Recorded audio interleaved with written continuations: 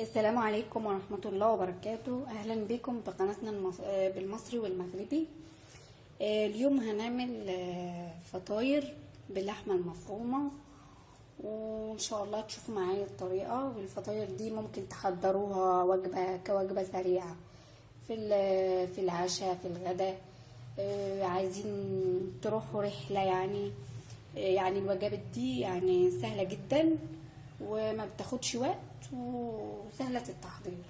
معايا معلقة صلصة اهو،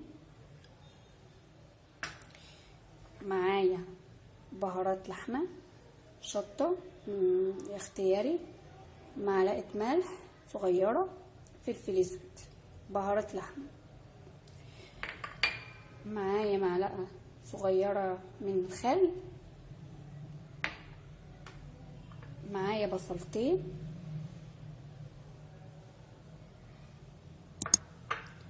معايا 250 جرام او 300 جرام لحمة مفرومة تقريبا، مش فاكرة الوزن. دبس رمان اهو، صويا صوص. دي بقى الحشوة، هي دي قلناها. هنيجي بقى الدقيق بقى نختار دقيق لجميع الأغراض. دقيق أبيض، وحطيت عليه ذرة ملح ونص معلقة أو ربع معلقة بيكنج باودر بس كده، ومعلقة سكر، ومعايا مج مية اهو اللي هنخلط بيه العجين.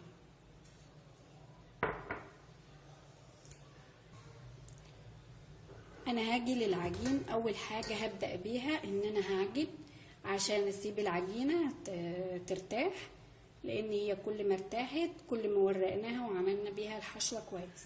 اول حاجة هبدأ بيها العجين. وانا بفضل ان انا اضربها بالخلاط، عجينة بالخلاط احسن. بدأ عشان ما تاخدش مني وقت كتير، وانتوا لو حابين تعجنوها بايديكم ماشي زي ما تحبوا. هبدأ بالمية تبقى نصها وهخلط. انا لميت العجينة اهو، بصوا معايا اهي المماس بتاعها اهو. هدهنها شوية زيت عشان ما تسيبش قشرة، وفي نفس الوقت هحطها في بلاستيكة دي كيسة واسيبها ترتاح. وهنروح بعدها الخطوة التانية ان احنا نعمل الحشو.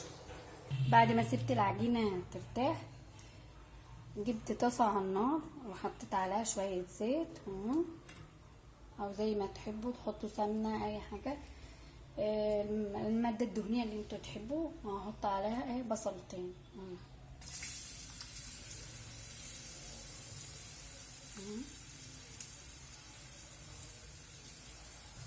هنزل عليها بعد ما تبلت معايا شوية. هنزل عليها باللحمة المفرومة اهو،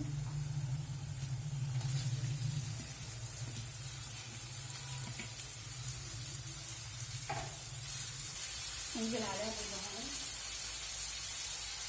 ملح وفلفل اسود، شوية شطة وبهارات لحمة.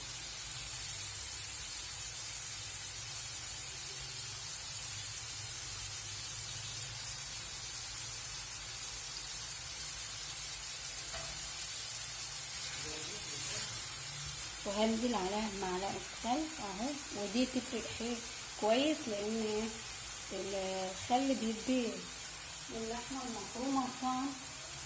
وهنزل عليها برضو بمعلقة صلصة.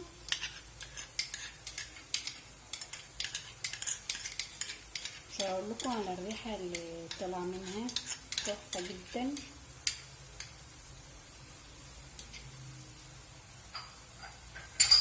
اتمنى تجربوها.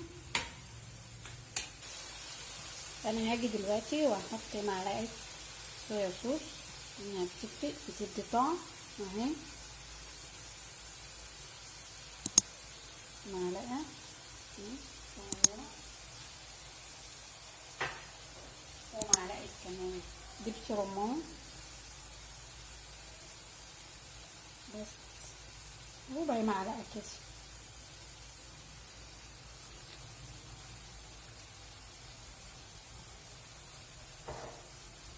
هقلبهم في بعضهم. وملاحظة يا جماعة عشان العجين في الفطاير ما يتقطعش لازم نسيب الحشوة تبرد خالص وبعدين نيجي نفرد العجين. دي ملاحظة مهمة عشان العجين لما نيجي نعمله ما يتقطعش منا ونفرده كويس. فلازم الحشوة تكون باردة خالص، نسيبها تبرد وكده. اصلا في نفس الوقت العجين بترتاح، وكل ما ارتاحت العجين كل ما اتفردت معانا كويس وما بتتعبناش. بعد ما عملت الحشوة اهو اللحمة اهي سبتها تبرد خالص اهي، وشفت العجينة لما ارتاحت وعملت منها كور صغيرة وسبتها ترتاح كده. دلوقتي هاجي افرد معاكم العجينة، هنشوف مع بعض ازاي هنفردها وازاي هنحشيها. تابعوا معايا. نجيب واحدة، وملاحظة انا حطيت الزيت وحطيت فيه ربع معلقة بيكنج باودر، ده عشان يفرد معانا العجين كويس جدا والعجينة تيجي حلو. هنقول بسم الله ونحط شوية زيت هنا عشان العجين يفرد معانا، ونيجي بالراحة كده عشان العجين يجي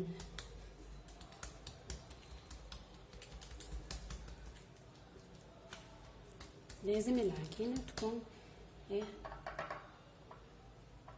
تكون ارتاحت كويس وخدت وقتها من الفحم، لان كل ما ارتاحت بتتفرد كويس.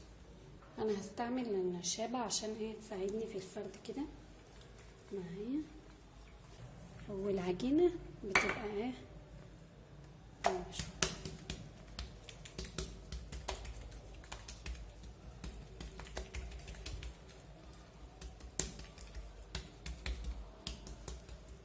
حاول بايدينا وبالنشابة برضو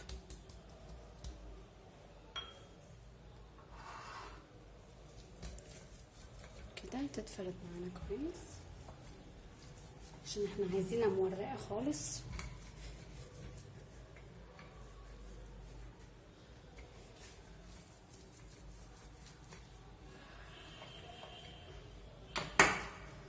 كده اهو.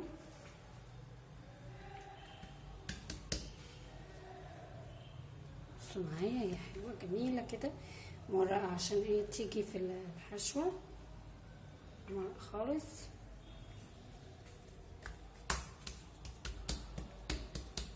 ولازم الحشوة كمان تكون باردة عشان معلقة الحشوة كده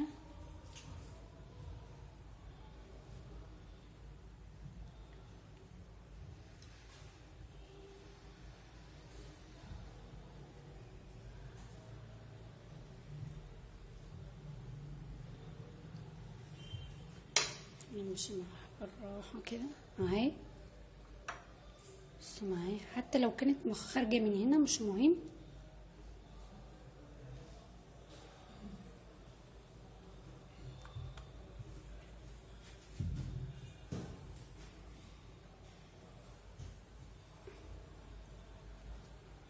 بنجيب من الحتة التانية كمان. بصوا معايا شفت العجين اهي تيجي ان شاء الله حلوة. كل ما سبتوا العجينة ترتاح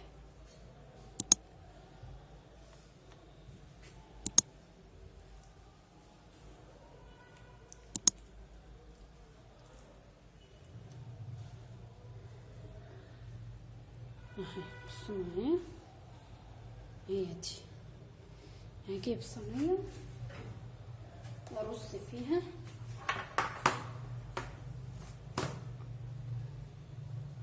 الفطاير اهي. بصوا معايا اهي. هناخد واحدة تانية كمان.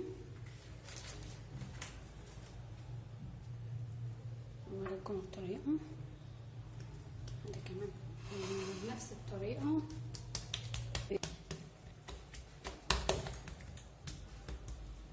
هعمل معاكم واحده وتشوفوها.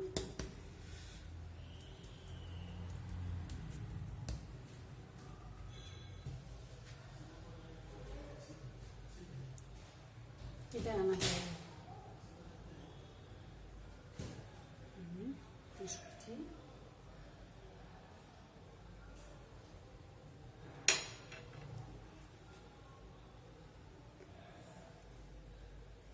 اهي. بجيب برضو من هنا فيلة من هنا برضو،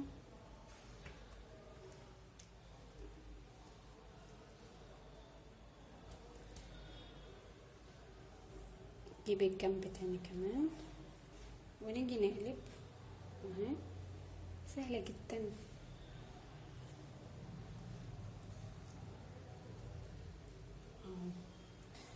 هعمل التانيين وارجع لكم ان شاء الله لما نيجي نحمرهم في الطاسة بقى، عشان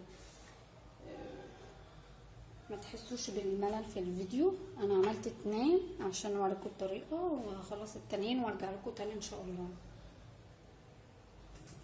وده الشكل النهائي بتاع الفطاير دي، السندوتشات. انا دلوقتي حطيت الطاسة على النار اسخنها واحط السندوتشات دول. خليكم معايا عشان تشوفوا طريقة التسوية بتاعتها. انا حطيت السندوتشات اهو. انا هحمر التانية كمان، احط التانية اهي كمان.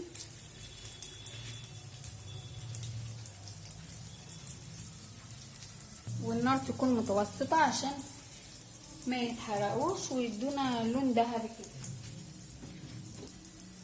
بصوا معايا، شوفوا اللون ازاي حلوه ما شاء الله. اهي هقلبها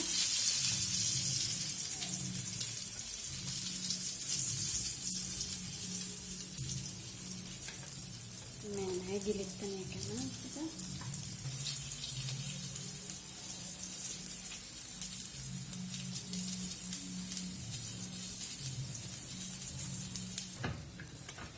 كده دي كفاية عليها.